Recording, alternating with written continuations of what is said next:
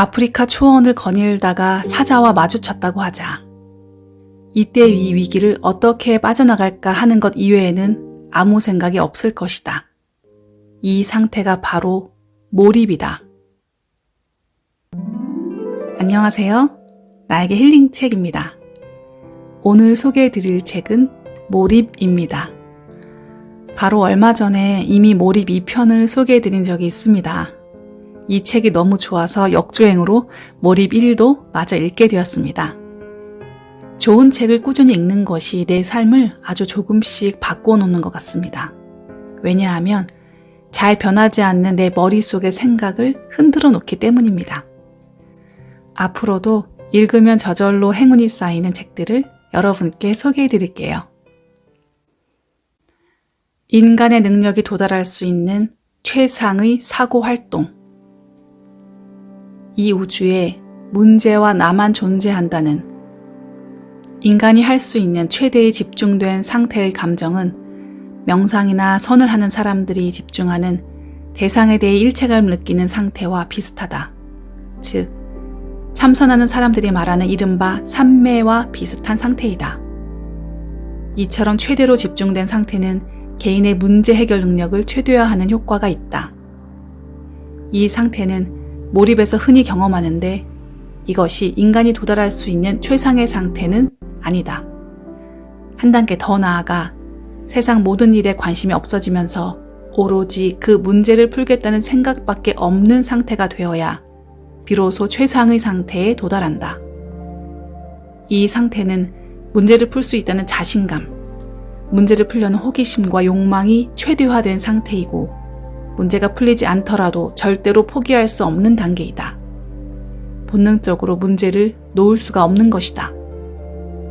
즉, 최대로 집중된 상태에서 얻어지는 종교적인 감정과 오로지 그 문제를 풀겠다는 생각밖에 없는 극단적인 프로페셔널리즘이 합쳐져서 높은 시너지 효과를 내는 것이다. 중요한 것은 이 상태는 가장 생산적이면서도 가장 행복하기도 하다는 것이다. 천천히 생각하기의 중요성. 적당한 걱정과 스트레스는 그 문제에 몰입하게 만들고 몰입된 상태에서 높은 문제 해결력을 보여주지만 과도한 걱정이나 스트레스는 오히려 위기감을 조성하고 고통스러운 감정을 느끼게 한다. 분명한 것은 걱정이나 스트레스 자체가 문제를 해결하는 것이 아니고 이들이 유도한 몰입 상태가 문제를 해결한다는 것이다. 따라서 문제 해결에 필요한 것은 몰입이지 걱정, 스트레스 또는 위기감이 아니다. 따라서 역기능을 주는 걱정과 스트레스를 최소화하고 순기능을 주는 몰입의 효과를 최대화하려고 노력해야 하며 이러한 방법을 터득하는 것이 중요하다.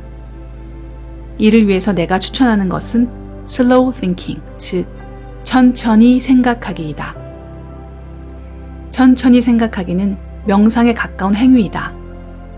온몸에 힘을 빼고 목을 뒤로 기대고 편안하게 앉아 명상을 하듯이 마음을 차분히 가라앉힌 다음 자신이 고민하는 문제를 아주 천천히 생각한다. 자율적으로 몰입도를 올리기 위해서는 천천히 생각하기가 가장 효과적이다. 여기에 문제에 대한 자신감을 키우면 더 좋은데 이를 위해서는 매일 땀을 흘리는 규칙적인 운동을 하면 된다. 순간이 아니라 오래 몰입하는 것이 중요하다. 문제를 하루도 아니고 며칠을 계속 해결하려고 끙끙대며 생각한다면 어떻게 될까? 아마 우리 몸에서는 이를 대단한 위기 상황이라고 받아들일 것이다. 아마도 이 문제를 해결 못하면 죽나 보다 라고 판단하는 것이다. 그래서 우리 뇌에서는 비상사태를 선포하고 이 문제를 해결하는데 온 힘을 쏟게 되는데 이것이 내가 체험한 몰입이다.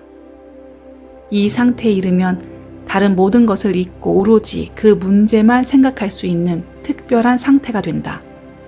이 상태는 일상의 몰입과는 달리 순간적으로 유지되는 것이 아니고 조금만 노력해도 내가 원하는 만큼 오랫동안 유지할 수 있다. 몰입의 징후.